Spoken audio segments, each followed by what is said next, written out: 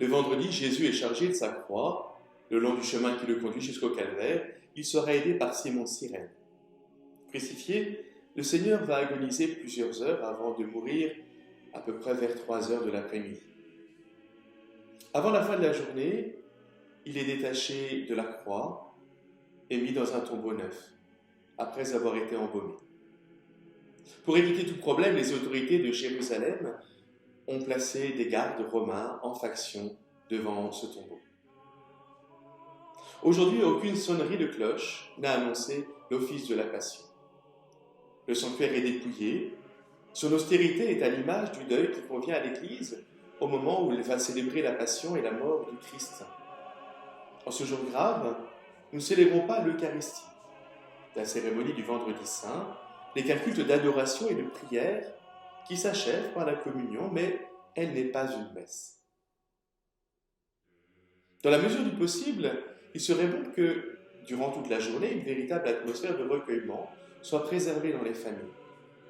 L'Église nous invite à faire un effort dans le jeûne et l'abstinence, mais nous pouvons aussi nous imposer quelques sacrifices plus personnels. On peut aussi placer chez soi un crucifix dans un endroit bien en vue pour nous rappeler à tout instant le caractère particulier de cette journée. L'office de la Passion s'articule autour de 3 grandes parties: la liturgie de la parole, la vénération de la croix et la communion. Tout d'abord, cette liturgie de la parole. Le clergé et les servants d'autel entrent en procession dans le sanctuaire. Tout se passe dans le silence le plus complet et le célébrant a revêtu les ornements liturgiques de couleur rouge. Quand tous ont trouvé leur place dans le sanctuaire, dans le cœur de l'Église, nous nous mettons à genoux pour quelques instants d'adoration. Et selon une coutume très ancienne, le célébrant et ses acolytes restent devant l'autel, font une prostration complète en s'allongeant par terre. Puis, le célébrant se rend à son siège pour dire l'oraison qui va introduire la liturgie de la parole. Seigneur Dieu, par la mort de ton Fils Jésus-Christ, tu as détruit la mort qui était le fruit du péché originel et qui marquait toutes les générations d'hommes. Accorde-nous de pouvoir nous identifier à ton Fils. Comme notre origine terrestre nous a marqué du signe de la terre, que ta grâce nous marque du signe du salut. Dès cette prière achevée, nous nous asseyons pour écouter les lectures et les chants. La première lecture est un texte tiré du livre d'Isaïe, dans lequel est déjà entrevue la passion du Christ, précédée de son injuste condamnation. Ensuite, on chante quelques versets du psaume 30. La seconde lecture est un extrait de l'épître aux Hébreux qui nous introduit au vrai sens des souffrances du Christ. Avant la lecture de la Passion, on peut chanter le Christus ou tout autre chant approprié. Debout, on écoute le récit de la Passion, lu à nouveau par 3 personnes. Le célébrant se tient généralement au centre et parfois à l'autel. Et vers la fin de la lecture, lorsque le narrateur annonce la mort du Christ, une nouvelle fois, nous nous mettons à genoux pour quelques instants de méditation silencieuse. Après la lecture de la Passion et une brève homélie, l'Église, selon une coutume très ancienne, nous invite à prier aux grandes intentions des hommes du monde entier. Ce sont les grandes oraisons universelles. Le diacre donne l'intention de prière, puis nous invite à une courte méditation personnelle en nous demandant de nous mettre à genoux. Après un bref instant, il nous invite à nous relever. C'est alors au tour du prêtre de chanter l'oraison dans laquelle il s'adresse à Dieu en notre nom. Et il adresse les supplications de toute l'Église. Après ces 10 grandes oraisons, commence la vénération de la croix. Cette deuxième partie de la liturgie solennelle du Vendredi Saint comporte 2 aspects complémentaires, la présentation de la croix et sa vénération par les fidèles.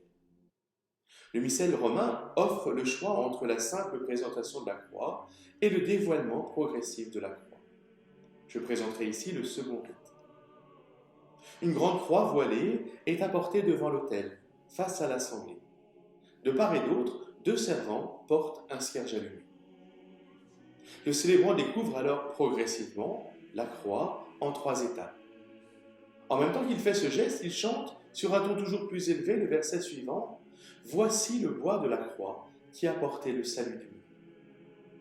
À 3 reprises, nous répondrons au verset en proclamant « Venez, adorons ».